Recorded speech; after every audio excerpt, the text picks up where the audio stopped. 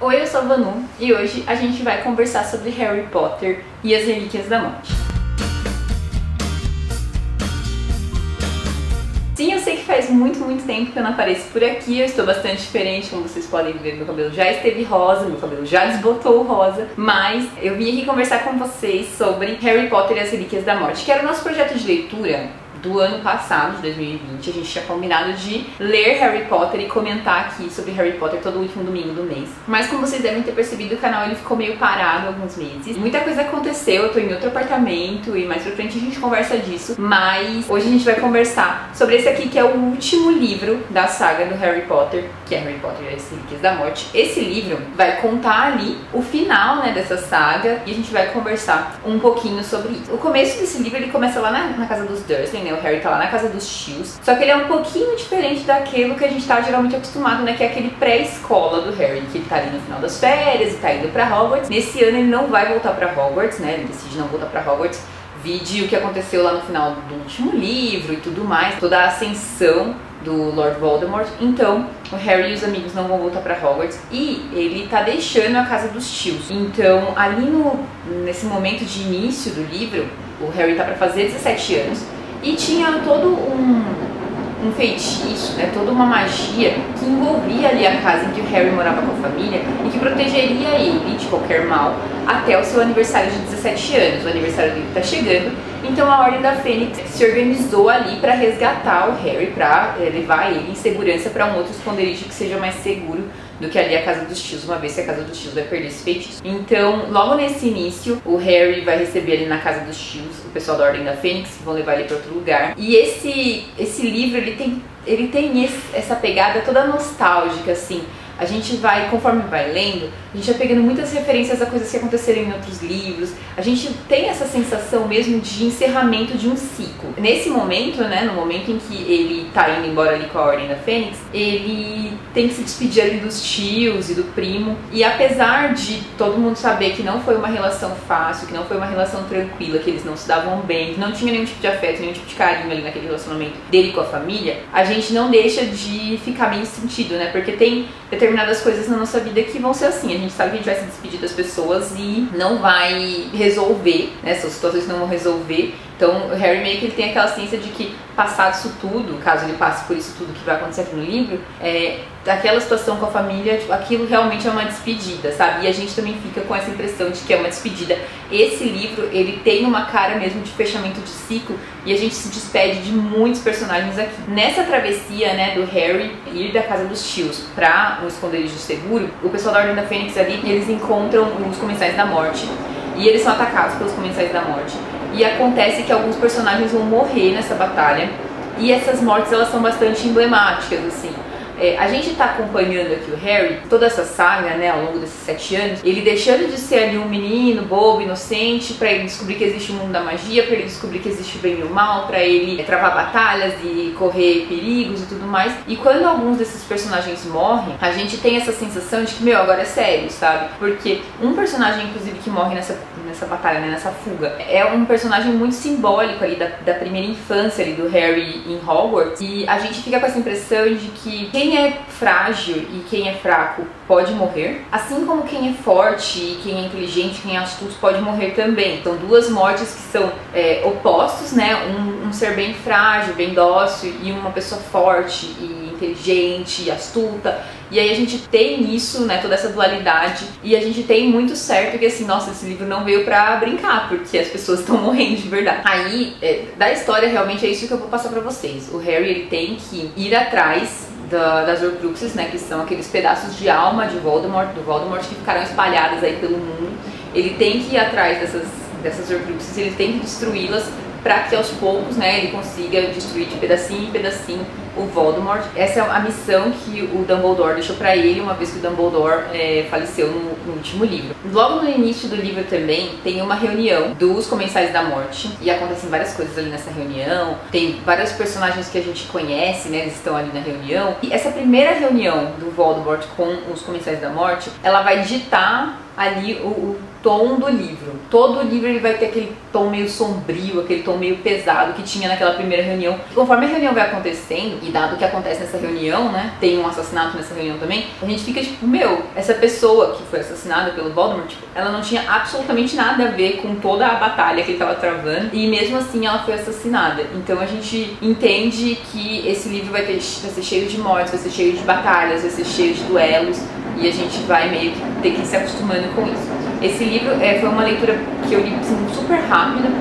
Eu gostei bastante, ele é um dos meus favoritos, ele não é o meu favorito, o meu livro favorito permanece O Prisioneiro de Azkaban, mesmo a partir dessa releitura, né? Eu vi aqui no YouTube que algumas pessoas que releram, eu troquei, o meu favorito agora é a Ordem da Fênix, é As Relíquias da Morte, mas pra mim permanece O Prisioneiro de Azkaban. A releitura pra mim, ela foi muito boa, conforme eu fui relendo toda a saga, agora que eu sou uma leitura mais velha, mais madura, diferente lá da Vanusa de 12 anos, eu pude acompanhar outras coisas que não só ali a aventura do Harry com os amiguinhos. E eu gostei bastante dessa releitura e pra mim envelheceu super bem. Eu acho que é uma leitura infanto-juvenil que eu recomendo pra qualquer pessoa de qualquer idade. Os filmes, eu já não posso dizer a mesma coisa. Eu acho que os filmes envelheceram super mal. Tem uns filmes que são muito...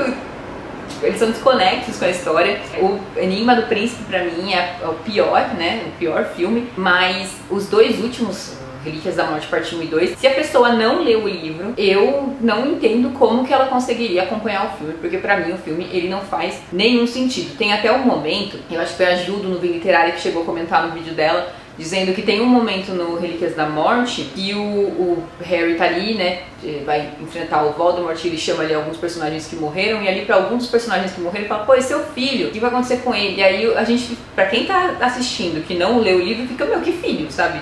Quando que esse personagem teve filho? O que aconteceu? E é uma história que é bastante explorada no livro. Então, pra mim, os filmes não foram bem adaptados. Eles são legais, assim, eu até espero daqui pra frente, assim, pegar e ver todos de uma vez. Eles são legais, mas eu acho que como adaptação, pra mim, ficou faltando um pouquinho. Aí, como eu não vou falar muito da história, porque falar da história vai ser com certeza dar spoiler, eu queria falar sobre a trajetória de alguns dos personagens aqui que me chamaram muita atenção e que eu gostei muito de acompanhar nessa releitura. E o primeiro pra mim é o Monstro.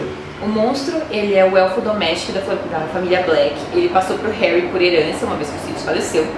E o Monstro, ele era um elfo que, por ser de uma família que já era mais próxima ali das artes das trevas, e ele obedecia os seus senhores, uma vez que ele é um elfo doméstico, ou seja, ele é praticamente um escravizado, o Monstro, ele foi muito hostilizado por todos os fãs de Harry Potter, e no próprio universo, pelos próprios personagens. Mas nesse livro a gente tem toda essa redenção do Monstro, e o Monstro, ele passa a ajudar o Harry. Uma vez que a Hermione conversa ali com o Harry entende meio os motivos do Monstro, conversa com o Monstro, dá pra entender por que ele é como ele é, por que ele faz como ele faz. E no fundo, tudo o que as outras espécies acabam fazendo para os bruxos e pelos bruxos é culpa dos bruxos mesmo. Uma vez que os bruxos, eles assumem pra si essa posição de que eles são melhores. Eles são melhores que os centauros, são melhores que os doentes, são melhores que os elfos. Eles se impõem dessa forma de que eles são melhores, e eles se veem no direito de escravizar outra espécie e de tratar eles como inferiores. E depois eles não gostam quando essas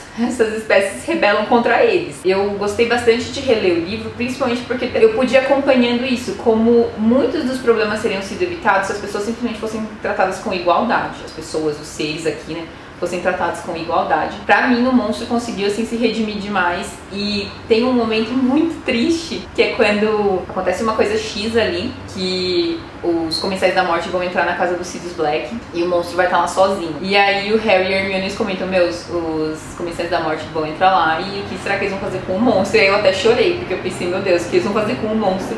E o Monstro, ele só estava sendo um bom servo para os seus senhores e fazendo aquilo que ele era mandado fazer, tanto lá na família do Sirius Black quanto agora com o Harry Potter.